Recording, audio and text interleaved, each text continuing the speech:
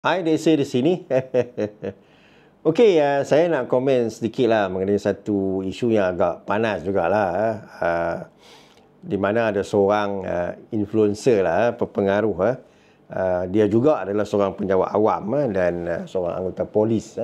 Di mana beliau dikatakan menghina atau memburukkan kerajaan perpaduan, di mana dengan mengatakan kerajaan Madani ini menipu rakyat dengan budi 95. Saya ada tengok video itu sampai habis. Saya tengok lah, dia ni piangkat yang disil itu untuk apa, dan selepas itu habis dekat situ saja. Cuma video ini menjadi kontroversi apabila sahabat saya ini, sebenarnya dia sahabat saya tuan-tuan, Pijun nama dia, seorang anggota polis di Pulau Pinang.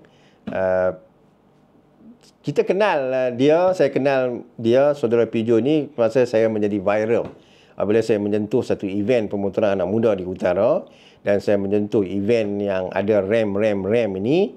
Jadi daripada situlah persahabatan saya dengan beliau terjalin. Kadang adalah sedikit salah faham, tapi bagi saya itu normal tuan-tuan. Dan saya melihat saudara Pijun ini, dia seorang anggota polis dan dia ada cara yang tersendiri. Saya pun heran juga kenapa dia beria-ria dalam media sosial ini.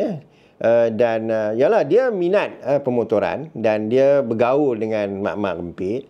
Daripada situ saya juga melihat konten-konten dia banyak memberi nasihat secara tidak langsung, tuan-tuan. Kadang anak-anak muda mak rempit ni, dia memberi nasihat secara langsung, dia tak nak dengar. Dan semua anak-anak muda kenal saudara Pijun ini, dia seorang anggota PDRM. Okey, dan saya melihat konten-konten beliau, di akhir itu ada mesej yang dia nak sampaikan. Jadi itu yang dia buat sebenarnya. Maknanya sebagai seorang anggota polis trafik, dia cuba mendekati anak muda untuk memberi pendekatan secara terus dengan memasuki event anak-anak muda pemotoran yang muda-muda ini. Bagi saya itu adalah satu pendekatan yang baguslah, cukup hebatlah. Kerana anak-anak muda ni kalau dia tengok orang polis dia, influencer polis dia tak nak dekat. Dia rasa macam, dia ni datang macam nak mengintip kami kan. Itu yang saya kata, apa yang dilakukan oleh saudara Pijun ini, dia ada mesej yang dia nak buat. Cuma dalam isu Budi Madani ini, saya pun agak terkejut. Kenapa jadi begini kan? Sebab yalah, saya sebagai content creator, saya sama juga. Bila saya buat video, di awal itu saya akan ada satu video, segmen pendek untuk saya trigger, kan? Maknanya apabila ayat yang trigger itu akan membuatkan orang akan melihat keseluruhan video saya, kan? Begitu juga dengan Pijun. Dia buat satu Bu Madani menipu, contoh macam tu lah kot, kan? Orang tengok, oi, kenapa dia ni, kan? Orang pun tengok, cai betul. Ini hang nak buat apa sebenarnya ni, kan? Yang hampir angkat diesel tu pasal apa? Sebab minyak yang dia nak buh tu kat atas Hilux beliau. Tak tahulah Hilux kawan dia ke. Saya pun tak kata Hilux beliau. Sekali orang kata, wih, polis boleh pakai Hilux. Saya tak kata Hilux dia. Kawan dia lah. Mungkin pinjam untuk buat konten. Jadi, sahabat saya Wan Hadi pun ada juga buat video terhadap Pijun ini, kan. Dan saya melihat kenapa video yang dia buat itu tak ada sambungan. Saya pun agak ni kan, tapi saya tak adalah menghubungi beliau. Tapi tiba-tiba apabila saya mendapat satu video daripada seorang sahabat daripada grup WhatsApp dengan mengatakan anggota PDRM pelekeh usaha kerajaan, terdetik hati saya untuk menghubungi saudara Pijun melalui WhatsApp. Dan saya pun teks dia, wah, salam sahabat, sekarang ni dah jadi famous, kan? Jadi saya kata dekat dia, Pijun, sebenarnya apa yang hang nak buat, apa yang hang nak sampaikan, mesej yang dia nak sampai.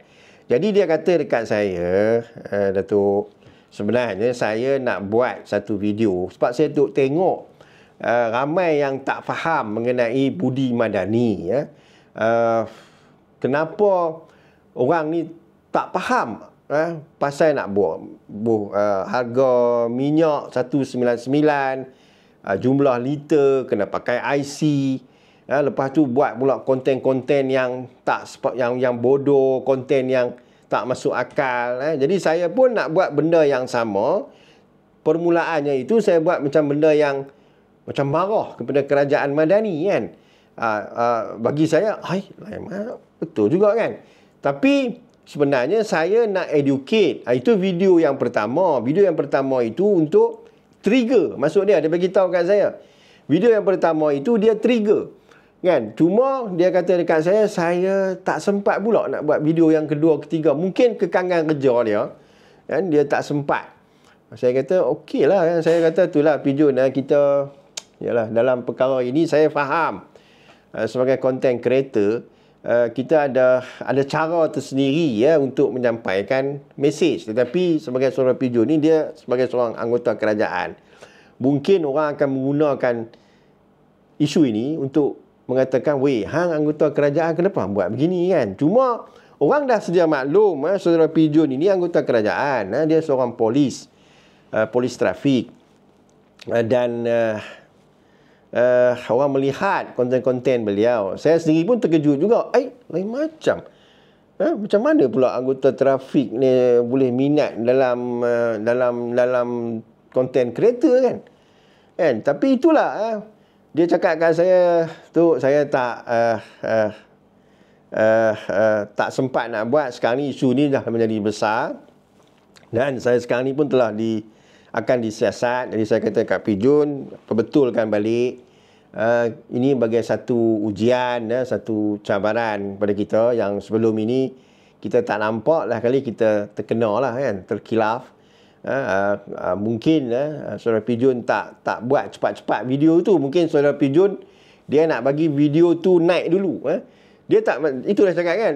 Kadang orang tak faham content creator ini. Dia buat video yang pertama itu dia nak bagi naik, dan dia akan menunggu sampai view yang tertentu baru dia perbetulkan balik. Dia macam itu. Saya terima lah apa yang dia cakap. Dia kata dia tak sempat lah. Jadi saya rasa lepas ni saudara Pijun kena perbetulkan balik. Kerana orang melihat dari segi atas. Dia tengok luaran. Dia ni hentam Madani. Tapi dia tak tahu mesej yang kita nak sampaikan. Itu yang saya kata kepada saudara Pijun. Bertabahlah. Apa pun ini kita anggap satu ujian. Tapi saya melihat kerja-kerja Abang Pijun sebelum ini memang nak educate anak-anak muda rempit ini, supaya mereka menjadi orang yang berhemah di masa hadapan. Kerana macam Datuk Suhaili bercakap pun, 40 tahun dah dalam isu rempit ni tak settle. Begitu juga dengan Abang Pijun kita ini. Dia cuba yang terbaik untuk educate anak-anak rempit, mak-mak rempit, supaya menjadi mak-mak motor yang bertanggungjawab, yang boleh membuat orang suka dengan mak motor, dengan aktiviti pemotoran lah. Tapi dalam isu video tersebut yang dia buat awal ini, dia harus berbetulkan balik, cerita betul-betul balik kepada penyiasat, kan, kalau ada polis menyiasat beliau kerana tindakan beliau itu. Pastikan benda itu diceritakan dengan, dan saya pasti kalau orang melihat video dia yang sebelum ini, dia tak pernah pun mengecam kerajaan. Bagi saya lah, saya tak nampak lah video dia mengecam kerajaan sebagai penjawat awam lah. Itu yang saya nampak lah. Apapun Abang Pijun, stay strong. Saya faham niat anda, cuma mungkin anda tak sempat. Anda trigger bagi naik lama sangat. Sepatutnya anda kena perbetulkan cepat-cepat lah. Apapun, biarlah kalau ada laporan polis dibuat kepada Abang Pijun, biarlah laporan polis itu, pihak polis menyiasat dengan cara yang adil dan saksama. Itu saja. Jai.